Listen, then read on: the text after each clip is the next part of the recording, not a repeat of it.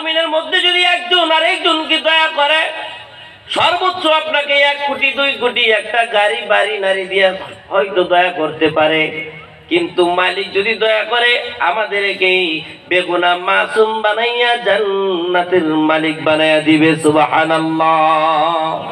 এই জন্য ভাইয়ার আমার, দুনিয়ার জমিনে থাকা অবস্থায় গুনাহ করলেও গুনাহ তো হয়ে যাবে, কিন্তু সাথে সাথে তওবা করতে হবে। যদি তওবা হয়ে যায়, আল্লাহ পাক রব্বুল আলামিন এই তওবাকে ওসিলা করে হয়তো আল্লাহ পাক রব্বুল আলামিন আমাদেরকে জান্নাতের মালিক বানায়া দিবে। সুবহানাল্লাহ। আমার ভাইরা, আমার বন্ধুরা, এই দুনিয়াটা একদিন থাকবে না। এই দুনিয়াটা আজ আছে, একদিন হয়তো ধ্বংস হয়ে যাবে।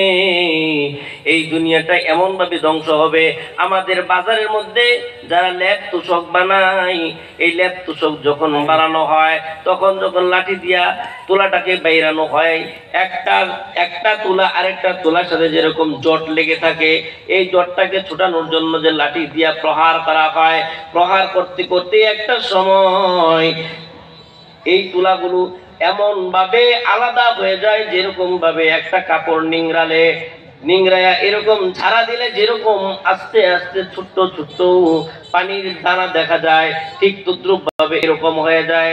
আল্লাহ পাক রব্বুল আলামিন বলেন, কিয়ামতের ময়দানের মধ্যে যখন নাকি আল্লাহ পাক রব্বুল আলামিন ইসরাফিল আলাইহিস সালাতু ওয়াস সালামকে হুকুম দান করবে, তখন ইসরাফিল আলাইহিস সালাতু ওয়াস সালাম হুকুম দেওয়া ফুৎকার দেওয়ার সাথে সাথে এই দুনিয়াটা এমন ভাবে তুলার মতো এমনকি ওই কাপড় নিংড়ানোর পরে এরকম ছাড়া দিলে পানিটা যেরকম ভাবে দেখা যায়, ঠিক তদ্রুপ ভাবে থেকে আরো চিকন হয়ে এই দুনিয়াটা এরকম ভাবে উঠতে থাকবে।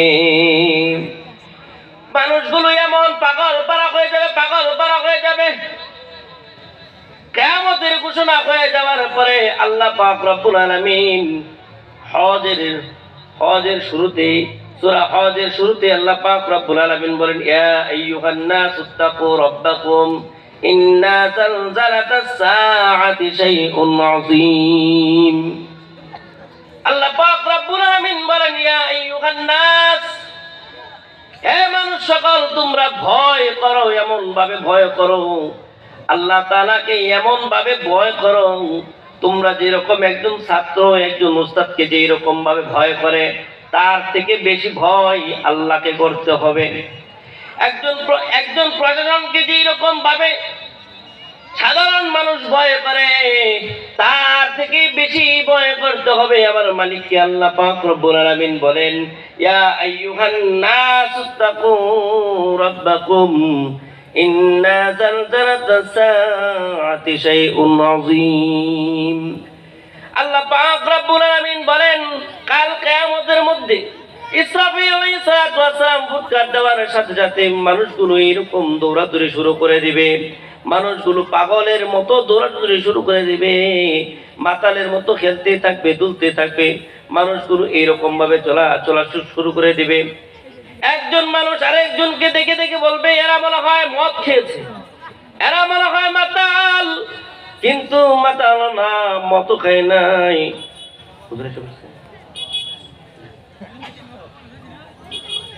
সম্মানিত মুসলিম کرام, সময় আসলে কম, আর সময় মতো আসার পরে যদি মানে বৈশা থাকা লাগে, সবকিছু এলোমেলো হয়ে যায়। এই জন্য যতটুকু সময় পাইলাম এলোমেলো কথাগুলো বলার চেষ্টা করেছি। আল্লাহ পাক রব্বুল আলামিন ঈমান ও আমলের সাথে চলার তৌফিক দান করে। সকলে বলেন আমিন।